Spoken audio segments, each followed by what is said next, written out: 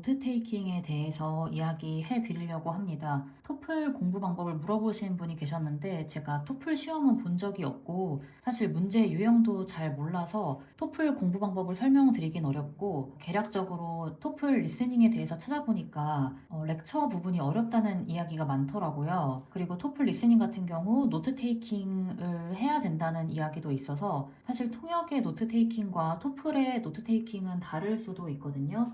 토플 강의도 유튜브에서 몇 개 봤는데 뭐 노트 테이킹 기호 만드는 법, 노트 테이킹 하는 순서 이런 걸 알려주시더라고요. 근데 가장 먼저 유념하셔야 될 사항은 노트 테이킹은 도구이지 노트 테이킹 자체가 목적을 대신할 수는 없습니다. 지문에 대한 이해가 되어야 노트 테이킹도 가능한 거지. 노트 테이킹 기술을 배우고 노트 테이킹 하는 방법 그리고 기호를 엄청나게 많이 만든다고 해서 노트 테이킹이 되는 게 아니라는 말씀을 드리고요. 그거는 통역할 때도 마찬가지인데요. 제가 아무리 노트 테이킹 기호를 많이 만들고 머릿속에 기억을 하고 있어도 내 옆에서 지금 말하고 있는 사람이 무슨 이야기인지를 알아듣질 못하면 노트 테이킹을 아무리 해도 소용이 없습니다. 그리고 물리적으로 모든 말을 다 받아 적을 수가 없습니다. 지금 화면에 보시는 게 제가 중요한 회의 들어갔을 때 1시간 정도 회의에서 노트 테이킹 한 내용이거든요. 보시면 페이지 수가 되게 많아요. 왜 그러냐면 이게 노트 테이킹도 사람마다 하는 스타일이 다른데 저는 기억력이 되게 안 좋습니다. 그리고 특히나 제가 익숙하지 않은 내용을 누군가 이야기하면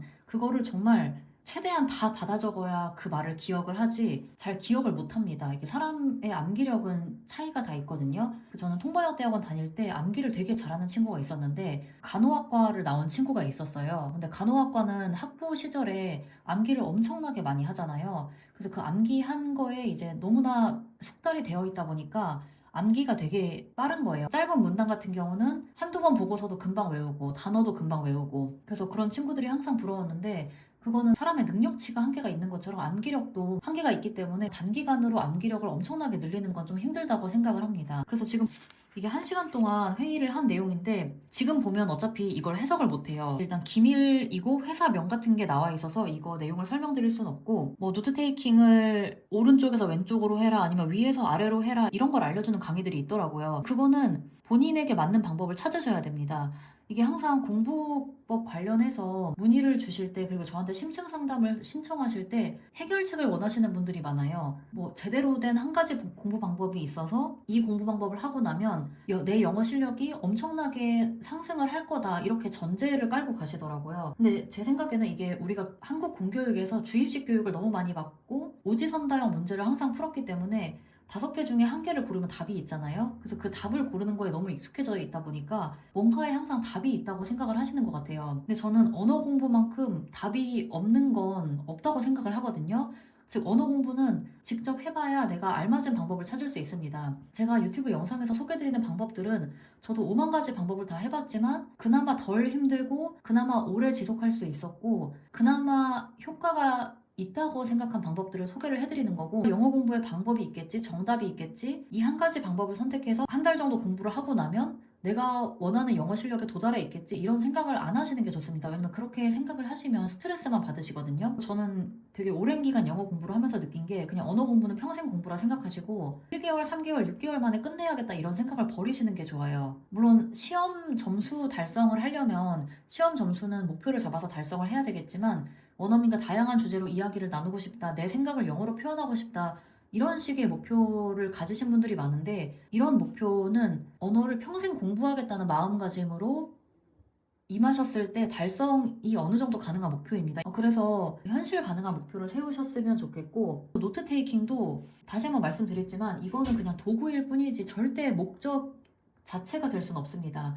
즉 듣기나 독해 실력이 뒷받침됐을 때 노트 테이킹도 수반을 하시는 거지 난 듣기도 안 되고 독해도 안 되는데 노트 테이킹 기호만 공부하고 노트 테이킹 연습만 해가지고 토플 문제가 풀릴 거라고 생각하시는 건 잘못됐다라고 말씀을 드리고요. 보시면 토플 노트 테이킹이랑 조금 다를 수도 있는 게 명사를 중요하게 표시를 합니다. 왜냐면 회의에서 여러 주체가 등장을 하는데 누가 말을 하고 누구의 입장인지를 명확하게 파악을 해야 되거든요. 그래서 제가 여기서 주체가 누군지를 지칭할 수는 없지만 저는 주체를 위주로 노트 테이킹을 많이 하고요. 그리고 또 중요 단어들은 이렇게 한국어로 적습니다. 이거를 당연히 요청 리퀘스트라는 동사를 썼을 것 같은데 리퀘스트라고 적고 있는 것보다 그냥 요청이라고 적는 게 빠르고, 그리고 수용하겠다. 이것도 의사결정할 때 중요한 단어잖아요. 그리고 어떤 거에 있어서 필수적이다. 이런 부분은 꼭 전달이 돼야 되기 때문에 동사 같은 경우는 한국어로 적고요.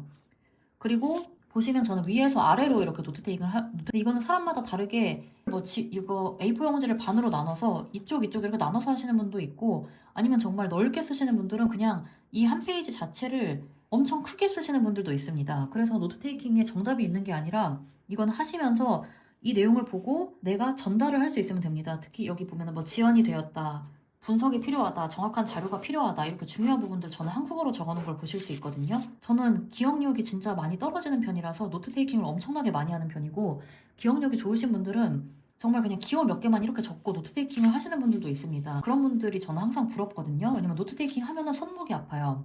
이렇게 1시간 동안 회의를 하는데 이걸 다 받아 적는다고 생각을 해보세요. 회의에 통역사가 저 한 명이면 회의에 들어온 모든 사람이 하는 말을 제가 다 통역을 해야 되는데, 그러면 저는 1시간 내내 이걸 적고 말하고 통역하고 이걸 1시간 내내 해야 됩니다. 인지적으로 엄청 힘들거든요.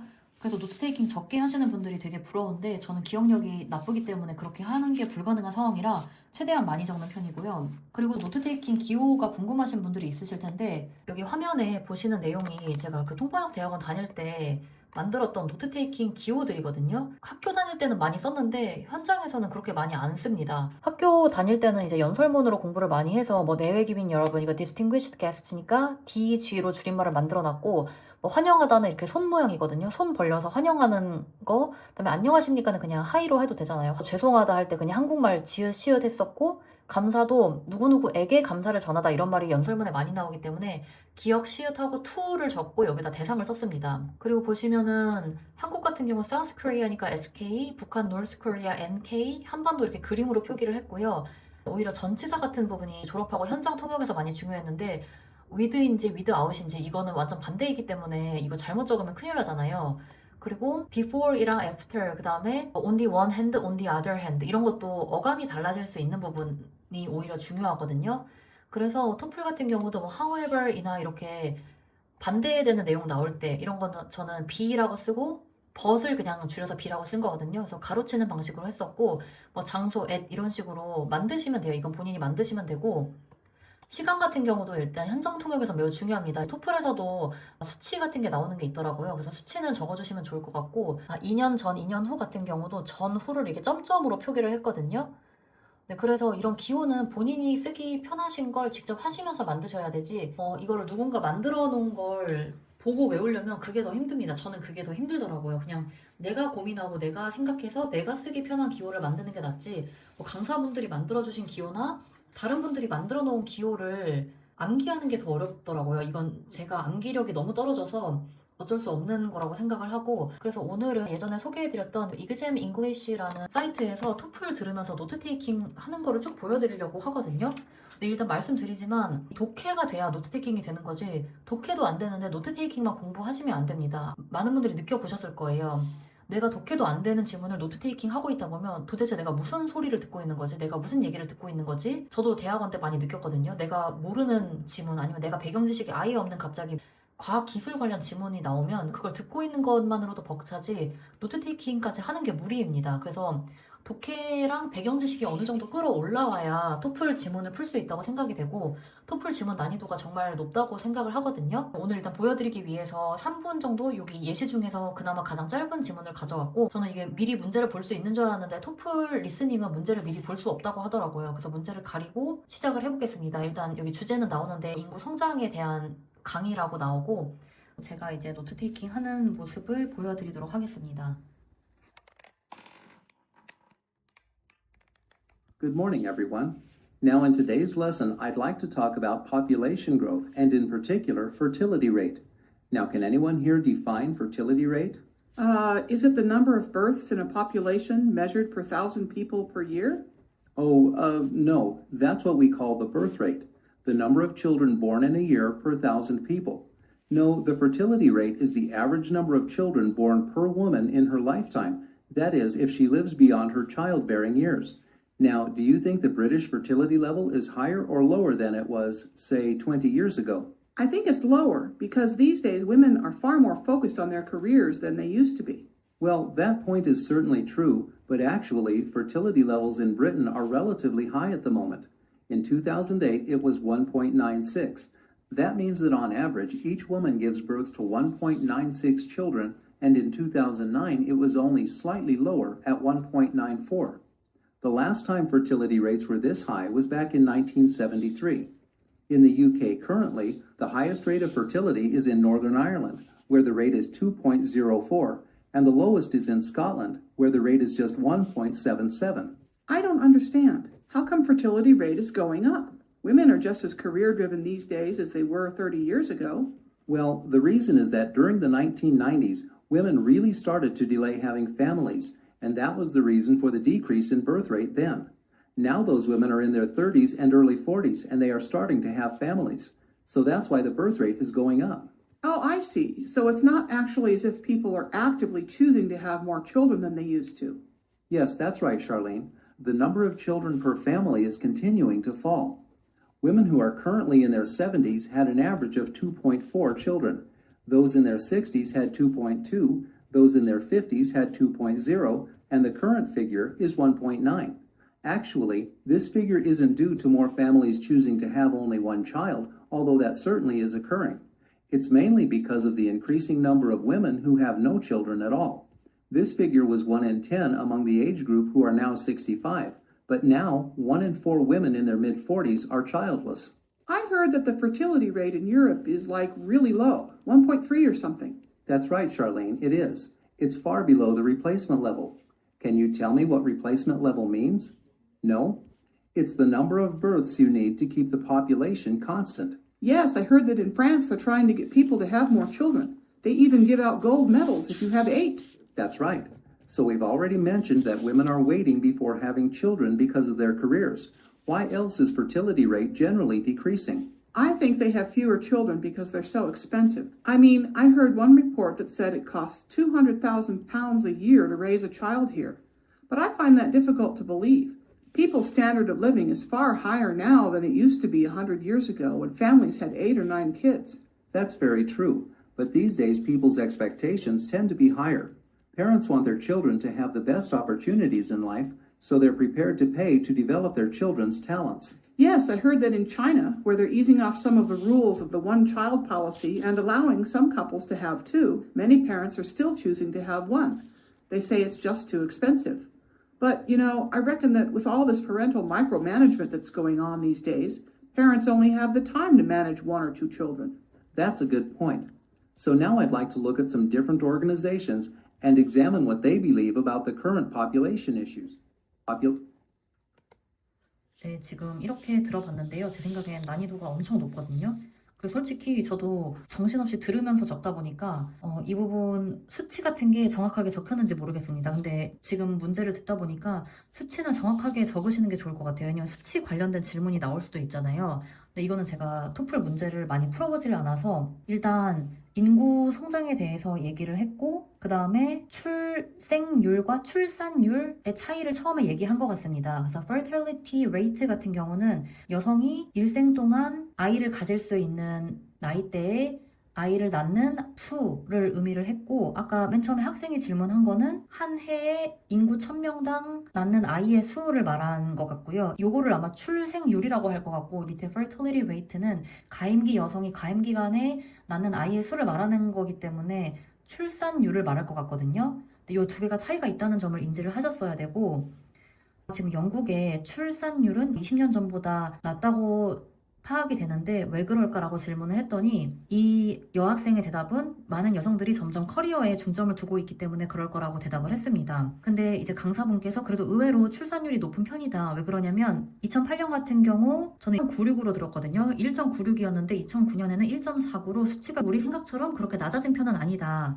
라고 말을 했고 여기는 수치를 제가 못 들었고요. 그다음에 영국의 북아일랜드 같은 경우 2004년 기준으로 출산율이 높은 편이라고 했던 것 같고 스코틀랜드는 1.77로 가장 낮다고 얘기를 한 것 같습니다. 여기도 수치가 있었는데 아마 제가 못 들은 것 같거든요. 이런 거 수치를 놓치시면 안 될 것 같습니다. 그래서 또 쭉 이제 설명이 나오고 지금 가정당 아이 수는 낮아지고 있다. 현재 나이 70대 기준으로 한 가정당 아이의 수가 2.4명, 60대 2.2명, 50대 2.0명, 현재는 1.9명으로 이렇게 가정당 아이의 수는 점점 낮아지고 있다라는 이야기가 나온 것 같고, 한 가정당 아이의 수가 줄어들고 있는 이유는 아예 아이를 낳지 않는 여성이 많아지고 있기 때문이다. 그리고 40대 여성 기준으로 4명 중 1명이 아이를 아예 낳지 않고 있다라고 말을 했던 내용이 나왔고요. 그리고 유럽의 출산율이 매우 낮은 편이다. Replacement Level이라는 게 나왔는데 여기서 뭐 fertility rate, replacement level 이런 거에 대한 정의를 물어보는 문제가 나올 것 같아요. 문제를 보진 않았지만 이런 명사에 대한 정의는 적어주시는 게 좋을 것 같고요. 이게 인구를 유지하기 위해 필요한 아이의 수를 말하는 걸로 저는 파악을 했고,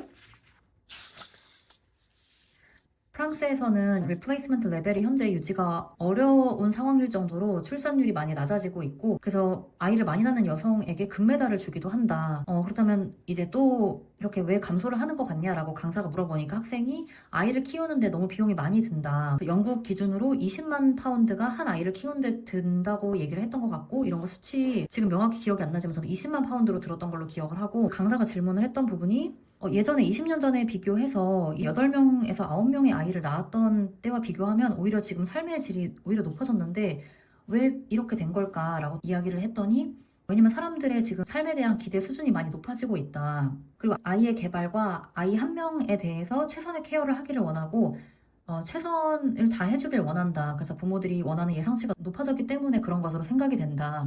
그리고 중국 같은 경우 1인 자녀만 낳으라는 정책이 있었고, 이걸 폐지를 했음에도 많은 중국인들이 그대로 아이 한 명만 낳고 있다고 얘기를 했고, 그리고 마이크로 매니지먼트, 즉 모든 것을 관리하는 것을 또 부모들이 원하기 때문에 이렇게 모든 것을 관리하기 위해서는 한두 정도 아이만 케어하는 게 가능한 상황이다, 이런 식으로 얘기를 한 것으로 기억을 하고요. 이렇게 노트를 해야 그나마 기억을 할 수 있거든요. 근데 솔직히 이 뭐 출산율, 출생률, 리플레이스먼트 레벨 이런 거에 대한 그래도 배경 지식이 어느 정도 있기 때문에 이걸 알아들었지, 너무나 이 주제가 익숙치 않은 분들은 이렇게 수치가 계속 나오면 멘붕이 올 거라고 생각을 해요. 그래서 지금 문제도 보시면 바로 나오죠. 이 정의 묻는 게 나오죠. 아까 fertility rate는 가임기 여성이 일생에 출산하는 아이의 수라고 했고, replacement level은 인구 구조를 유지하기 위해 필요한 아이의 수라고 얘기를 했고, 그렇기 때문에 이거는 birth rate라고 생각을 하고요. 그 다음에 네, 이거는 되게 미세한 질문이라고 생각이 드는데, 영국에서 fertility rate가 가장 높은 곳이 어디냐라고 하면 아까 Northern Ireland, 북아일랜드라고 얘기를 했었죠. 그 다음에 세 번째 질문은 20년 전에 비해서 왜 영국의 fertility rate가 더 높냐라는 질문이었고, 이 부분은 제가 아까 해석을 안 해드리고 넘어갔는데 이게 답이 되겠죠? 이 부분 이거 들어보시면 아실 거고, 그 다음에 이거 이렇게 질문이 세밀하게 나올지는 몰랐는데 10대 중반의 여성 중 아이를 낳지 않는 비율 아까 4분의 1이었으니까 25%가 되겠죠? 그다음에 아이 많이 낳으면 프랑스에서는 금메달을 준다고 했습니다. fertility rate가 낮은 이유로 언급이 되지 않은 건 여성들이 커리어에 중점을 많이 두고 있다라는 내용 나왔고, 근데 부모들이 이제 마이크로 매니지 하기에는 아이가 너무 많으면 이제 힘들다고 얘기가 나왔었고, 아이 낳으면 비용이 많이 든다고 나왔었고, 이게 책임을 지는 것보다 삶을 즐기길 원한다는 내용은 없었죠. 네, 이런 식으로 보시면 저도 이제 토플 문제를 처음 풀어봤지만 정말 쉽지 않다는 생각이 들고요. 그러니까 토플을 그냥 난 영어 실력을 키우기 위해서 토플 시험을 한번 봐봐야지 이렇게 생각해서 접근할 수 있는 시험은 아닌 것 같고, 정말 유학을 준비하시거나 아니면 직업을 바꿔서 해외에 가셔야 되는 사항이거나 이렇게 분명한 목적이 아닌 이상 토플 공부를 하시는 건 매우 힘드실 거라고 저는 생각이 들거든요. 그래서 그냥 영어 실력을 키우고 싶으시다면 영어 공부를 하시는 게 낫지, 나는 토플 시험 몇 점 이상을 받으면 내 영어 실력은 어느 정도가 됐을 거야, 이렇게 생각하시면 아마 시험 공부하는 게 많이 힘드실 거라 생각이 듭니다. 정말 쉽지 않은 시험이라는 생각이 들거든요. 오늘은 노트 테이킹에 대해서 보여드렸고, 제가 풀어보고 느낀 점은 배경 지식이 중요하다는 생각이 듭니다. 독해 실력 중요하고요. 듣기 자체도 중요하겠지만 이 내용에 대해서 내가 사전에 어느 정도 아는 바가 있냐, 이 부분이 되게 중요할 것 같거든요.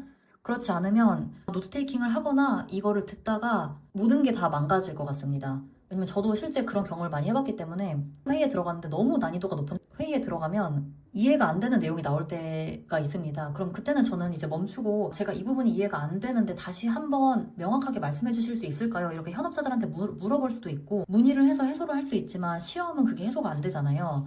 무조건 내가 알아서 듣고 내가 알아서 풀어야 되잖아요. 그렇기 때문에 지금 평소에 토플 관련 지문에 대해서 배경 지식을 많이 쌓아놓지 않으시면 매우 어려운 시험이라는 생각이 들거든요. 제 유튜브 댓글에 토플 시험 준비하시는 분들 있다고 하셨는데 토플 공부하시는 거 정말 어렵고 힘든 과정이라는 생각이 들고 일단 저는 리스닝 파트만 보여드렸지만 노트 테이킹이 당연히 중요하고 이것처럼 수치가 나오는 부분 숫자는 무조건 적어야 됩니다. 이제 저도 통역할 때 숫자는 무조건 적거든요. 숫자를 잘못 적으면 계약 관련 회의를 하는데 숫자를 잘못 적으면 진짜 큰일 나기 때문에 숫자는 무조건 적습니다. 그래서 이런 지문처럼 이렇게 수치가 많이 나오는 지문은 무조건 숫자 적는 연습을 하시고요. 토플 공부하시는 분들 노트 테이킹 보시고 조금 도움이 되셨으면 좋겠고 강사분들이 알려주시는 노트 테이킹 기호를 외우시기보다는 본인만의 기호를 만드셔서 활용을 꼭 하셨으면 좋겠고요. 제가 오늘 가장 드리고 싶은 말씀은 토플 노트 테이킹도 중요하지만 기본적인 문법 독해 실력 독해를 할 수 있는 문법 실력을 내가 갖췄나를 먼저 확인해 보시고 내가 다양한 주제의 지문을 읽었나 이런 부분을 꼭 확인을 해보시면 좋을 것 같습니다. 오늘 토플 리스닝을 한번 쭉 듣고 같이 풀어봤는데요.